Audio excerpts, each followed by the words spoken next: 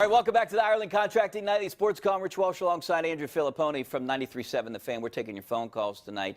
But first, if you need a roof, make sure you call Ireland Contracting. They're the best in the business. Easy number to remember, 1-800-NEW-ROOF. If I needed one, I'd call them. I'm sure Pony would call them too. Give us a call right now on the Borders and Borders hotline, 412-575-2600. And the Buccos in action right now. It's 5-2 Dodgers. I'm sure we're going to get the Pirates crowd tuning over to us now because it's 5-2 with Ryu on the mound. The game's basically over.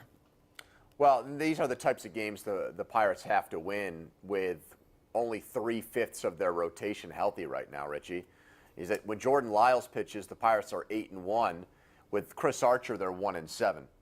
So that's and you would have thought that would be reversed. Yeah. If you would ask me in spring training. Right.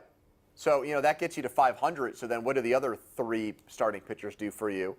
And when the other three are Michael Feliz, Montana DeRopo, and Joe Musgrove, you got to win the Musgrove starts. Yeah. And I know Ryu has been outstanding. He took a 31-inning scoreless streak into this series, but it's one of your better pitchers at home. Okay, so that's a game you got to win as far as I'm concerned. And I like the way Musgrove plays. He battles from start to finish. I like his persona on the field. I'm a big Musgrove fan. So am I. And he's a big Dallas Keuchel fan too. I don't know if you heard that. I did hear that on your. I mean, I would get into the. I've been on the Dallas Keuchel, so have I. just like you. Come on. But you have those fans out there. Why would you sign because him? He's better than Michael Feliz anything and that they have. Montana Yes, DeRopo and these guys. They have two spots. Is there a name out there that you would look to trade for? A starting pitcher? A starting pitcher. Like a guy that might be some rehab project that they could come in here and get some starts from. Well, maybe give up something small for someone. I'll tell you what would be interesting is Michael Wacha just got moved to the Cardinals bullpen. He's been terrible this year. But given Ray Searage's success at rehabilitating starting pitchers, you'd wonder.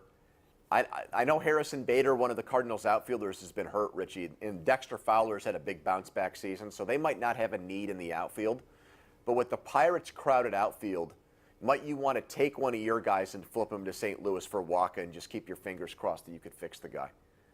Like Cabrera or like a Jason Martin? I mean, I don't think they'd take Cabrera, but would you trade Corey Dickerson for Michael Wacha? I would. He's done at the end of the year. I would trade him. I mean, I think they're going to have a huge dilemma on their hands here in a couple of weeks when Corey Dickerson comes back. I mean, Brian Reynolds, he leads the all rookies in average right now. Can't take him out of the lineup, right? I like what I've seen from him, but most of the damage has been against left-handed pitching. Against righties, he's actually hitting below 240. So you would platoon? I'd platoon him, yeah. All right, but I'm not sending him back down to AAA. No, and that's a big mistake they made last year with Meadows. With Meadows. All right, let's get out to the phone lines. We're going to go out to Carlo out in Vandergrift. What's up, Carlo? Hi, Carlo. Hi, Rich. First-time caller here, buddy. Enjoy the show. Thanks for calling. Hey, calling about not so much the pitching in that tier, which is bad right now, but the center fielder, Marte. I mean, if you've watched him over the last course of the few games, the other day he didn't know how many outs it was. He's getting ready to throw. His throwing from the outfield this year is really terrible. The way he's playing the outfield is terrible.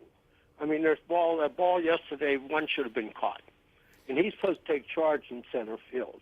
You know what, Carlo? I appreciate the call, and I agree with you in yesterday's game. I saw that. He kind of gave up, but I think everyone kind of just gave up, at 5-0 in the first inning. Well, he broke in on a ball, and then it went over his head. And with Marte, we're just accustomed to these types of mental lapses where you have such a, like $1 million body and a 10-cent head with this guy. And he's making over $10 million, so that's starting to price himself out of Pittsburgh.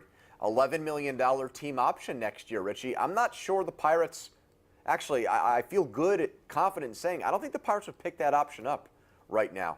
Given what we just talked about, they've got outfielders coming here. So given what you just talked about, would he be a guy that you would trade away? Oh, absolutely. So would I. Right. I mean, and that's another thing. He's someone you could get something for, I think, too. Yes. Well, I mean, he's hitting 250 right now with almost no power. His on-base percentage is terrible.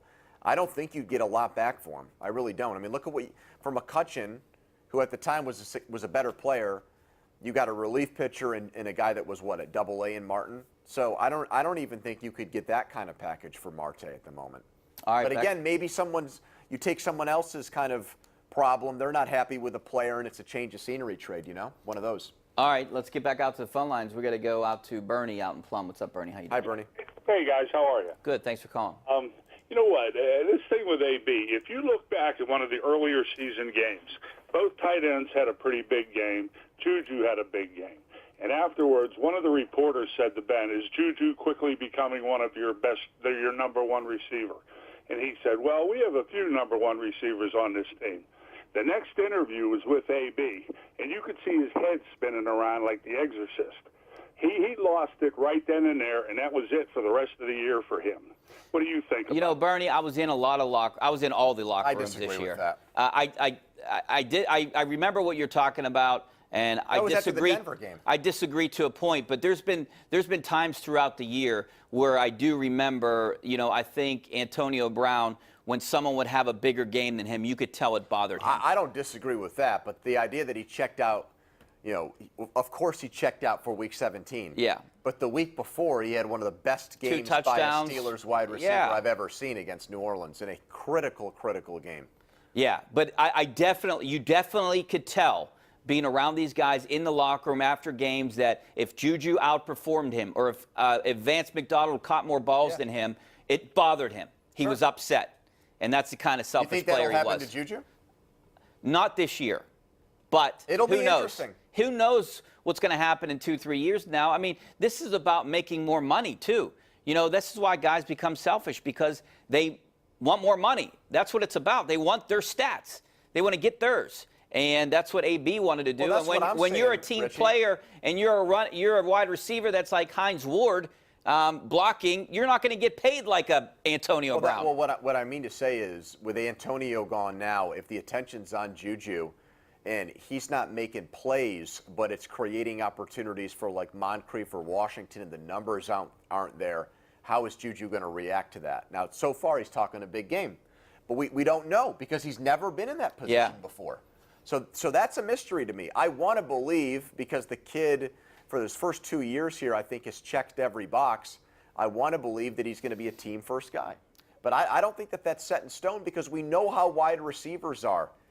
They are by nature, other than like Larry Fitzgerald, the elite guys are pretty selfish players. That's pretty much par for the course with these guys. And I covered Antonio Brown, Emmanuel Sanders, Mike Wallace, all those guys when they first got here, and they changed. You could see the change over the years. Now, I did talk to JuJu Smith-Schuster at practice this week and asked him a bunch of questions. One of the questions I did ask him, and he did say all the right things, was, you know, a lot of fans and media, guys like us, we're going to be paying attention. We're going to be comparing Brown and JuJu stats this year. Right. And he said, no, I'm not going to be I'm only caring about this team. I don't care what Brown does in Oakland. He's saying the right things.